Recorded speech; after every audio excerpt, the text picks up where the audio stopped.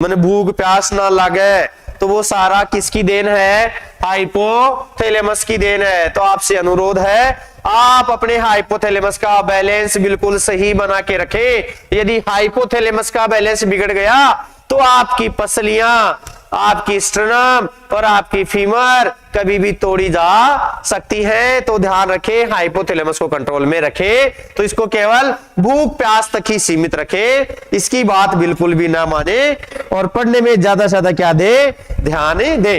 तो इसके लिए सही जवाब हो जाएगा कि पीयूष ग्रंथि द्वारा नियंत्रित होता है। नहीं, ये तो खुद पीयूष ग्रंथि को क्या करता है? कंट्रोल करता है। ठीक है, जैसे पापा जो होते हैं पूरे परिवार को कंट्रोल करते हैं, लेकिन पापा का कंट्रोल तो खुद मम्मी के पास होता है। उसी प्रकार से पीयूष ग्रंथि सारी ग्रंथियों को कंट्रोल करती है, लेकिन पीयूष ग्रंथि पे किसका कंट्रोल होता है?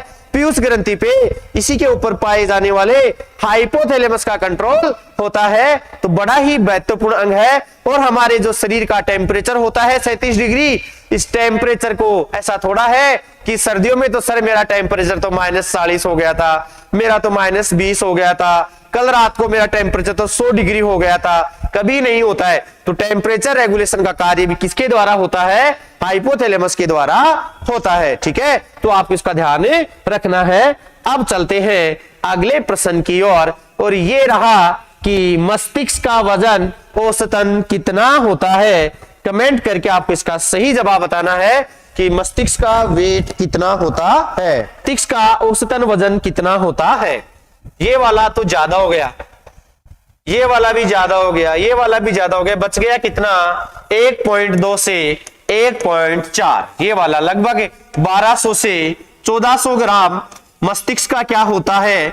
औसतन वजन होता है। याद रखना, महिला में थोड़ा सा कम होता है और पुरुषों में थोड़ा सा ज्यादा होता है। इसीलिए महिलाएं जो होती है, या एक बात और बताता हूं, पीयूष ग्रंथि का वजन महिलाओं में होता है 0.6 ग्राम और पुरुषों में होता है 0.5 ग्राम।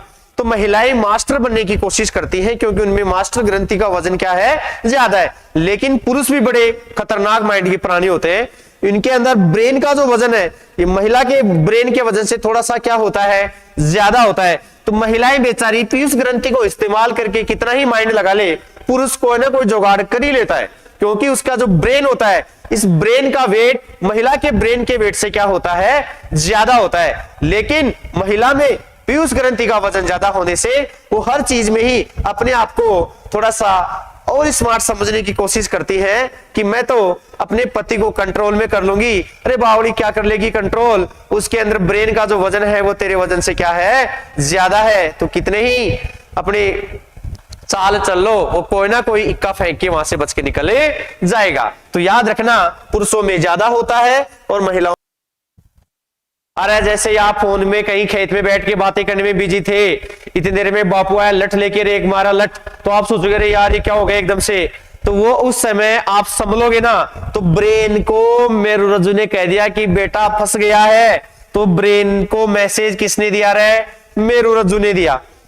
आपका ध्यान तो, ब्रेन का ध्यान तो फोन में था, लेकिन आसपास क्या चल रहा है उसकी निगरानी किसकी थी? मेरुरज्जु की। अपने घर पे नहीं कहते कि मैं कहीं जा रहा हूं, कोई दिक्कत हो तो मेरे को बता देना। वही बात, ब्रेन और कहीं बिजी है तो किसको कह देगा? मेरुरज्जु को कि तू संभाल, अब तेरे भरोसे सारा काम। जैसे कोई समस्या आएगी मेरुरज्जु सूचना देगी, भाई साहब समस्या आ गई संभालो। तो शराब का सेवन करने से मस्तिष्क का कौन सा भाग प्रभावित होता है? सेरिब्रम होता है, सेरिबेलम होता है, पोन्स होता है, थैलेमस होता है। अभी आपने देखा होगा कि शराब पीने के बाद व्यक्ति के बॉडी का कंट्रोल पूरा बिगड़ जाता है। आपने ऋतिक रोशन की मूवी देखी होगी, उसमें गाना था इधर चला उधर चला जाने किधर चला, है ना? वैसी स्थिति शराब पीने के बाद यदि होती है तो इसका मतलब उस समय ब्रेन का कौन सा भाग कार्य नहीं कर रहा है। तो इसका मैंने बताया था, जो बॉडी का बैलेंस बनाने का काम होता है, जो शरीर के संतुलन का काम होता है, ये शरीर का संतुलन सेरिबेलम के द्वारा बनाया जाता है। किसके द्वारा बनाया जाता है? सेरिबेलम के द्वारा बनाया जाता है।